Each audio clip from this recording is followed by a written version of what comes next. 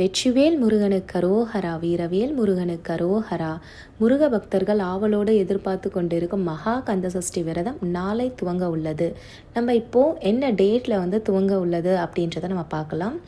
22/10/2025 பார்த்திங்கன்னா மகா கந்தசஷ்டி விரதம் ஸ்டார்ட் ஆகுது.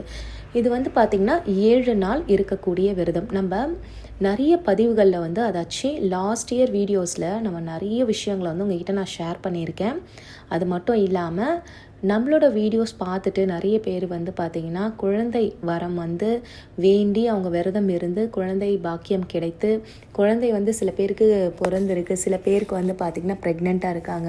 நிறைய பேர் எங்கிட்ட ஷேர் பண்ணிக்கிட்டாங்க.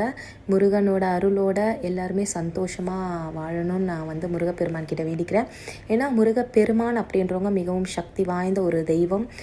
இந்த மகா கந்தசஷ்டி விரதம் பார்த்திங்கன்னா குழந்தை பேருக்கும் சரி, திருமணம், அதே மாதிரி நம்ம ஒரு வாழ்க்கை ஒரு நல்ல ஒரு வளர்ச்சி பாதையில் நம்மளுக்கு அமையணும் அப்படின்னு நினைக்கிறவங்க, தொழில், அதே மாதிரி பார்த்திங்கன்னா நம்மளுக்கு உங்களுக்கு ஏதாச்சும் உடலில் ஏதாச்சும் பிரச்சனை இருக்குது, அதனால் நீங்கள் முருகப்பெருமானை நோக்கி நீங்கள் விரதத்தை மேற்கொள்கிறீங்க அப்படின்னாலும் சரி, எனக்கு நல்ல கல்வி எனக்கு வேணும், ஞானம் வேணும் அப்படின்னு நீங்கள் நினைச்சாலும் சரி, எல்லாத்துக்குமே ஒரு மிக பெரிய ஒரு விரதம் அப்படின்னா இந்த மகா கந்தசஷ்டி விரதம். முருகப்பெருமானுக்கு ரொம்ப பார்த்திங்கன்னா ஒரு லாங்கான ஒரு விரதம் அப்படின்றது மகா கந்தசஷ்டி விரதம் தான். மிகவும் சக்தி வாய்ந்த ஒரு விரதம். இந்த விரதத்தை மேற்கொள்ளும் பொழுது கண்டிப்பாக இந்த சஷ்டியில் நீங்கள் விரதம் இருந்தீங்கன்னா அடுத்த சஷ்டிக்குள்ளே கண்டிப்பாக முருகப்பெருமான் உங்களுக்கு ஒரு நல்லதை செய்வார்.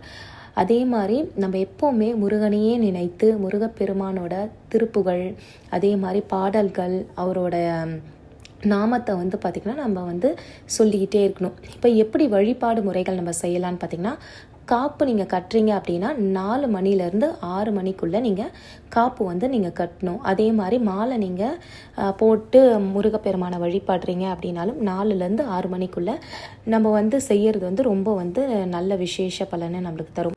முருகப்பெருமானோட திருவுருவ படம் வச்சுருந்தீங்கன்னா குங்கும மஞ்சள் எல்லாமே வச்சு பூவால் நீங்கள் அலங்கரித்து நீங்கள் எளிமையான பால், பழம் இந்த மாதிரியான பொருட்கள் வைத்து நீங்கள் பார்த்தீங்கன்னா உங்களோட விரதத்தை நீங்கள் ஸ்டார்ட் பண்ணலாம்.